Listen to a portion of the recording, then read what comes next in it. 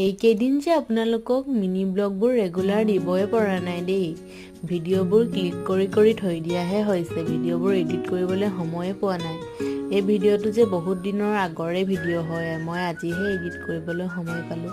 সেইদিনাখন আমিলি এনাই আৰু মই দুয়োজনীয়ে আমাৰ পথাৰৰ ফালে এনেই অলপ টাইম ওলাই গৈছিলোঁ। ওলাই যাওঁতে এই পোৱালীকেইটাই পথাৰতে ইমান ধুনীয়াকৈ খেলি আছিলে। এসময়ত আমিও এনেকৈ খেলিছিলোঁ নহয়, কিন্তু সেই দিনবোৰ এতিয়া নাই আৰু।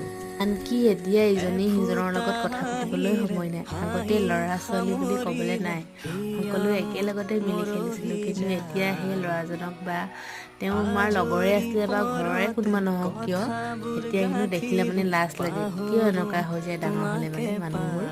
বাৰু যিকিয়ে নহওক, সময়ৰ পৰিৱৰ্তন হৈছে যিহেতু আমি সময়ৰ লগত মানুহবোৰো যিহেতু পৰিৱৰ্তন হ'বই লাগিব। পৰিৱৰ্তন হোৱাৰ কাৰণো বহুতেই থাকে নে কি? এইফালে আমি এতিয়া আহিছোঁ